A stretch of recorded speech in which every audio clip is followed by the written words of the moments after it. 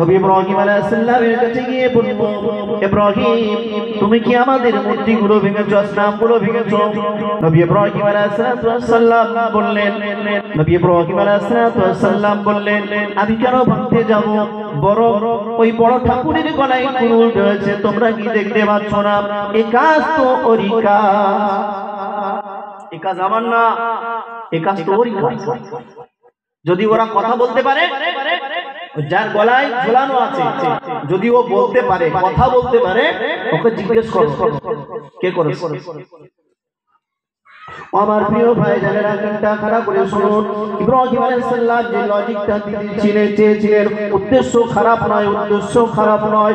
অনেকেই ভুল বুঝতে পারে, ঠাকুর ভাঙা মুসলমানদের উদ্দেশ্য নয়। ইসলামের কোন হুকুম এরকম নয় যে পরধর্মের প্রভু যারা, ইলাহ যারা, তারা যাদেরকে দেব দেবী হিসাবে গ্রহণ করে তাদের আক্রমণ করবে, তাদের ভাঙচুর করবে, তাদের ধর্মকে ছোট করবে না, না না।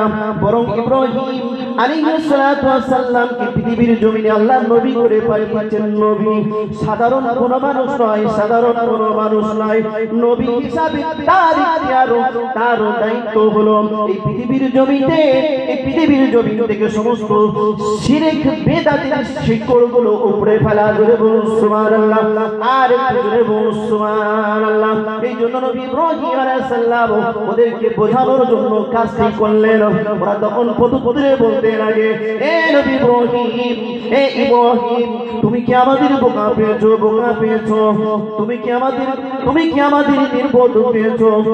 তুমি কি আমাদের নির্বোধ পেয়েছো, বোকা পেয়েছো? যারা কোনোদিন কারো উপকার করতে পারে না, হাঁটাচলা করতে পারে না, কারো কোনো ক্ষতি করতে পারে না, যারা খাওয়া দাওয়া পর্যন্ত লোকমা গ্রহণ করতে পারে না, তারা কেমন করে এই কাজ করতে পারে? তুমি কি বোকা পেয়েছো আমাদের? ইব্রাহিম আলাইহিস সালাম বললেন, এই তো এতক্ষণ পরে তোমরা বাগে এসেছো।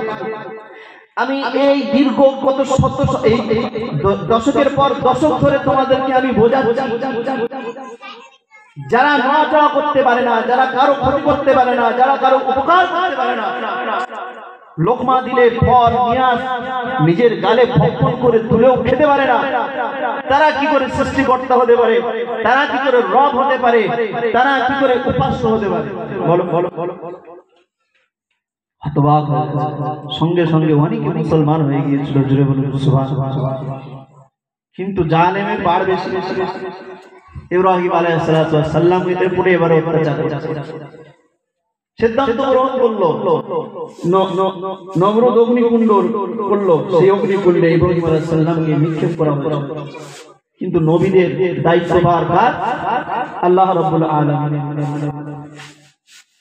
তিনি চাইলে কোন নবী রাসূলের বংশধর পর্যন্ত ক্ষতি করার কারো ক্ষমতা নেই। জোরে বলুন সুবহানাল্লাহ। এতগুলো বলার পরে আমি আবার আমাদের নবী মুহাম্মদুর রাসূলুল্লাহ সাল্লাল্লাহু আলাইহি ওয়াসাল্লামের প্রথম প্রকাশ্য ইসলামের দাওয়াত প্রসঙ্গে আবার শুনব। নবী মুহাম্মদুর রাসূলুল্লাহ সাল্লাল্লাহু আলাইহি ওয়াসাল্লাম ইসলামের দাওয়াত দিলেন, কলেমার দাওয়াত রাখলেন।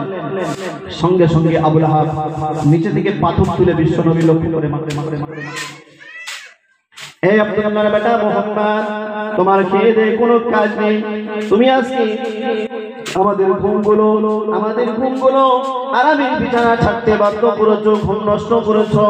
তুমি এই জন্যই কি আমাদেরকে ডেকেছো? তুমি ধ্বংস হও। নবী আমার দুঃখ পেলেন, কষ্ট পেলেন, ব্যথা পেলেন, পাথর তুলে তুলে তুলে দিলে আমার আপনার নবী নূরের বদল লক্ষ্য করে তারা মারতে লাগে। আহারে আল্লাহ পাক রব্বুল আলামিন সহ্য করতে পারলেন না।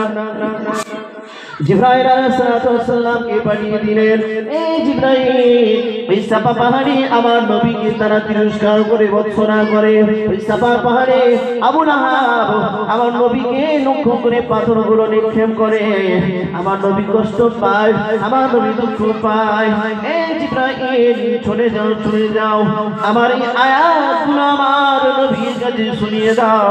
সময় নবী আমার জিবরাইল আলাইহিস সালাম বিশ্ব নবী রহমাতুল আলামিনের কাছে পৌঁছতে লাগে। তাব্বাত ইয়াদা আবি লাহাব ওয়া তাব, মা আগনা আনহু মালুহু ওয়া মা কাসাব, সায়াসলা নারান যাতা লাহাব, ইমরাতুহু হাম্মালাতাল হাতাব, ফি জিদিহা হাবলুম মিন সুবহানাল্লাহ আর সুবহানাল্লাহ।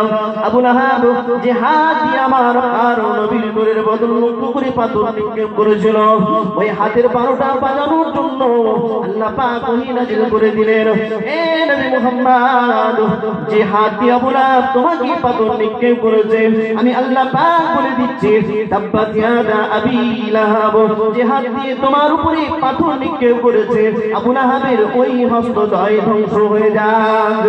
সুবহানাল্লাহ আর একটু সুবহানাল্লাহ। যে হাত দিয়ে তোমাকে উদ্দেশ্য করে পাথর মেরেছে, ওই হাত দুটো ধ্বংস। মা আগনা আনহু মালুহু ওয়া মা কাসাব, সে জীবনে টাকা পয়সা জায়গা জমি অর্থ সম্পদ যা কিছু জমা করেছিল, মা আগনা, তার কোনো কাজে আসবে না, কোনো কাজে আসবে না।